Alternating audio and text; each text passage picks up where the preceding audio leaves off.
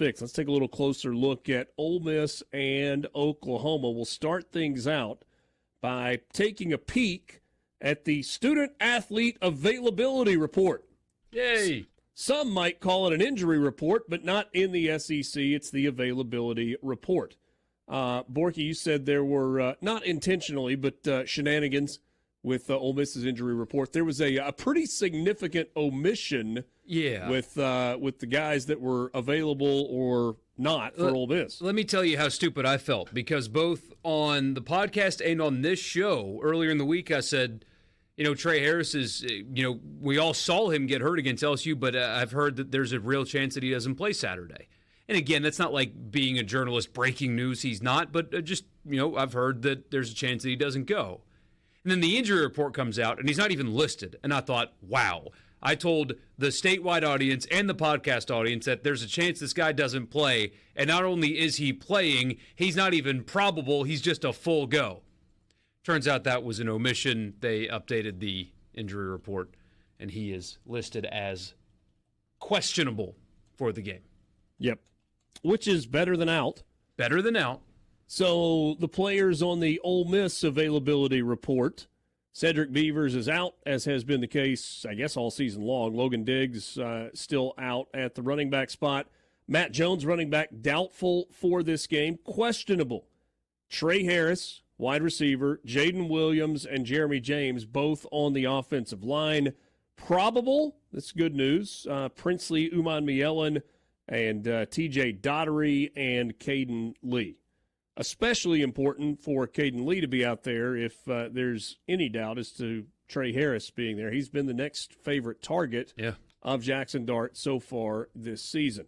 And also Jaden Williams not being out is something, because when he – oh, gosh, what game did he miss? Was it South Carolina that he missed? Yep. The first game, the thought was that's an out-for-the-season deal. Right.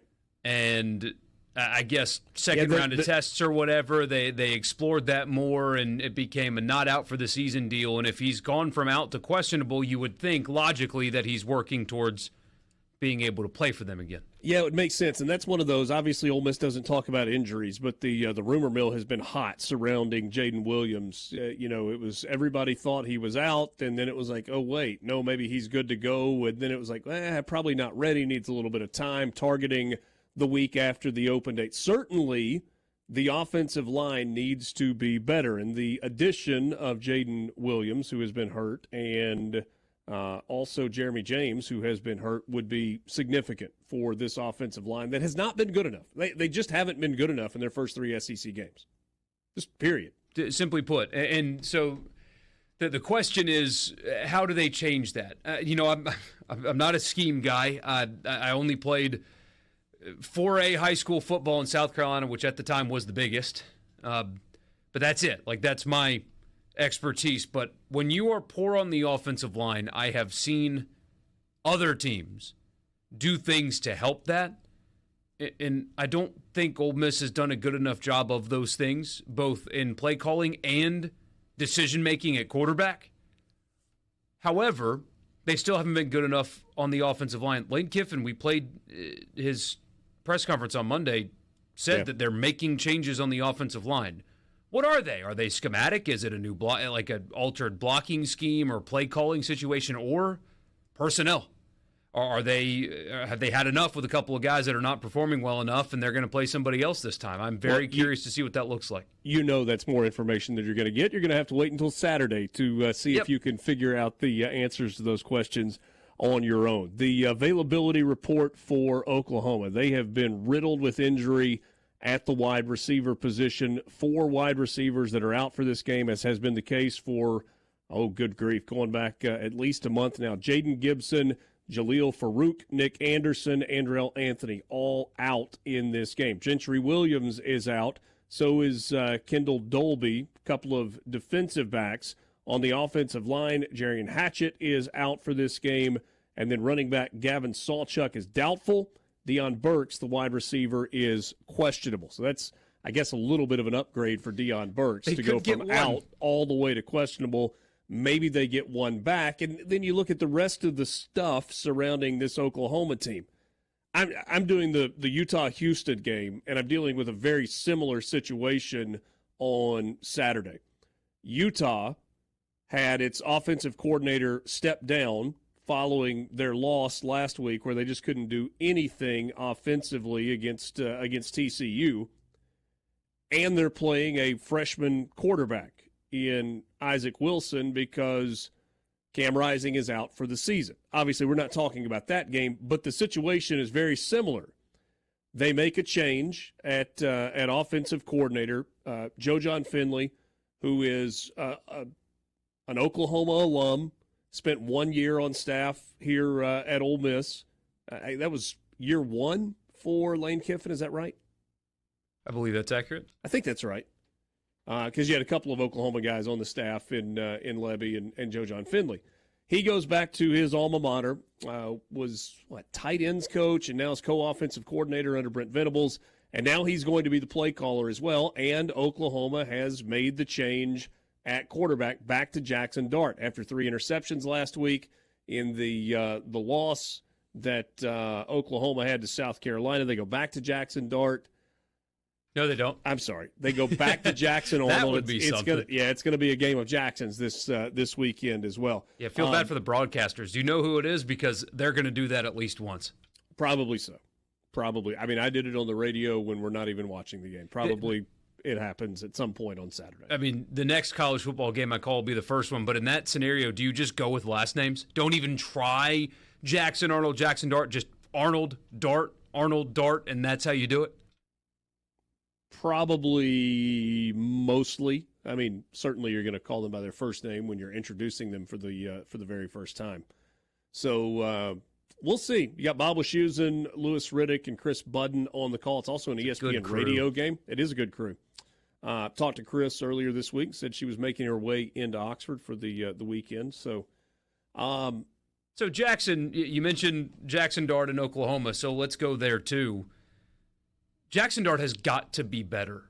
And breaking news, more to 11. The quarterback's got to play good to win the game. But I was talking to somebody earlier today just about him in particular and how it feels like he's either trying too much or whatever. But there was an edge to the way he played the last couple of years, but especially last year, where it looked like it was just free and loose and like he wanted to kill people. And I mean that in a good way. Like he just had that edge about him. Yeah. And over the last 3 weeks, it looks like he has been afraid. And that is very off-brand for what you've become accustomed to watching him play. I wouldn't use afraid because some of those runs that he made against LSU when it was like they got to get something going and he kind of takes off up the middle and gets some big plays, I would say tentative. That's a better word. I think that's the word that I would use when looking at him. Look, Jaxson Dart has plenty of arm strength, but he is not the most gifted deep ball thrower of the football. I did think the ball he threw to Trey Harris on that first offensive possession was the best deep ball he had thrown all season long. Trey Harris just didn't catch it. And it may be the first time that that's happened all season long in that game. It feels like he's pressing. It feels like he's kind of locking in on a single receiver. And I stand by the fact that it doesn't feel like Ole Miss is using the middle of the field the way they should. He's about Jaxson Dart. I still say that Dart got way too comfortable throwing the deep ball early in the season against DBs who couldn't come close to covering Harris. A lot of those passes weren't perfect, but when Harris was 10 yards away from the defender, it didn't matter. Against SEC defensive backs, it does. He's got to check down. I don't think that's an unfair observation at all. Here's what it says. It's like Kiffin and Dart are playing not to lose instead of playing to win. There is a difference. I don't know that I agree with that. I mean, I was on the sideline for three of the 4 quarters in Baton Rouge. First quarter, the second quarter, and the fourth quarter. And guys, I'm telling you, Ole Miss was locked in. They were invested in that game. It was physical. LSU made it a physical game. Ole Miss did not shy away from the physicality. But they couldn't block LSU in the second half. Couldn't do it. But they also, I mean, he's either holding onto the ball too long or they're doing poorly designed things in the passing game, because expecting an offensive line that's struggling to continue to hold up for 3-4 seconds it's just not going to work, and it didn't. Yes, I agree with that. And look, this is, I mean, like you said earlier, Borky, you were talking about playing high school football in South Carolina. I played high school football right here in Mississippi. And my X's and O's football knowledge is limited. Lane Kiffin has forgotten more football than I'll ever even think about knowing, without question, and is one of the elite offensive minds in the game. I didn't understand when LSU was very clearly, they made an adjustment and they said, we are coming after the quarterback, much the way Georgia did against Texas this past Saturday night, like going to get him. A&M did it to Mississippi State, decided, you know what, this is over, we're attacking, and State couldn't do anything about it. If you can beat us, so be it. Did Ole Miss throw a single screen pass against LSU? So. And I'm not like married to a specific screen pass, but if the rush is coming, it's really easy to sell. Right? You just kind of get that bump block. You know the ball's getting fast. You let those guys come free, and you see if LSU's playing sound behind the defensive line. Maybe it's Bentley. Maybe it's whoever's in the game. Maybe it's a tight end screen to Prescorn. So that's one way that you slow down a pass rush, right? You burn them with what they are doing well. And maybe that slows it down a bit, and then you've got the opportunity to spend a little more time scanning the field. I do not understand, and I know Lane Kiffin is tired of hearing these questions, but let's just be honest. I don't understand the lack of involvement for Caden Prescorn. He is a weapon. He has good hands. He's pretty decent after the catch. He's a physical player. He's not a turnover risk. And you ought to be able to find some high percentage throws to the tight end. And they don't all have to be over the middle. If you want to get him in that soft spot behind the linebackers in front of the safeties, it should be there. If you want to do some sideline stuff, some quick out stuff with him, it should be there. And I'm not saying force the ball to him, but it feels like he needs to be an option. Maybe force the ball to him. I mean, maybe. How about Jordan Watkins on some drag routes across the middle and let him run after the catch? Ole Miss took a lot of shots down the field, and I don't have any problem with shot plays at all.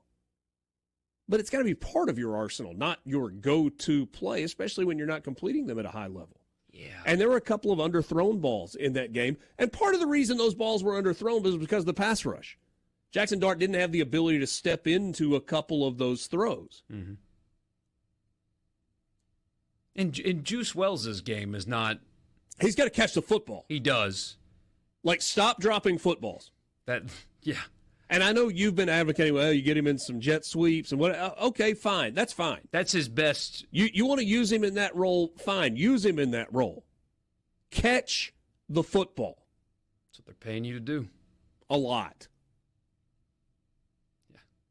And I don't know if it becomes a confidence thing, like he gets in his own head, what's going on there, but that hasn't been that has hurt Ole Miss.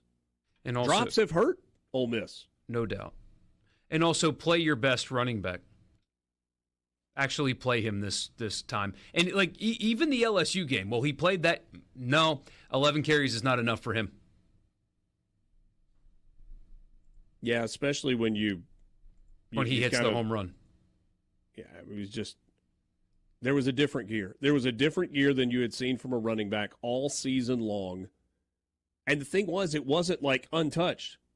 He broke a tackle at the second level and then raced away from everybody. If you go back and you look at the carry distribution, it was fairly even. Parrish had 14 carries for 43 yards.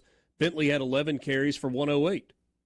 But if you're going to average 9.7 yards per carry and the other guy's averaging 3 per carry, then maybe it should have been, 18 carries for one guy and 6 or 7 for the other. especially when the other is banged up already. I mean, he's already hobbled, and even if you take away the home run, it's still 5 yards per carry. Yeah. If you take away the best play, it just and look, I put the qualifier on there at the beginning. I understand that I don't have the level of football knowledge that this offensive coaching staff is. But I don't think that means you can't watch a game and make observations that are reasonable and relevant observations. You were watching the game, Borky. I was watching the game. We had different vantage points. I think we saw some of the same things. There are a lot of other Ole Miss fans that were watching the game and they're like, well, why are you not doing this? Now, if you're questioning why are you not doing this, while whatever it is they are doing is working, then that's silly. But if you're saying, okay, what you're doing isn't working, at least not consistently, and it looks like there's an opportunity that you could slow down the pass rush by doing this, that you could take advantage of the middle of the field, that you could extend some drives by getting some short throws for quick completions and moving the ball down the field and burning some time off the clock, and then maybe it sets up one of those deep balls, then I think that's a completely reasonable observation. C-Spire text line, any chance Kiffin held Bentley out so that he's healthy for these tough games to come? All right, so no. I don't think that's the case, but stop me if you've seen this before. That was the premise in 2009. We got to limit the carries with Dexter McCluster. Well, it turned out you didn't have to limit the carries with Dexter McCluster at all. He was far more durable than that staff gave him credit for. And you know what not getting the ball to Dexter McCluster cost Ole Miss that year?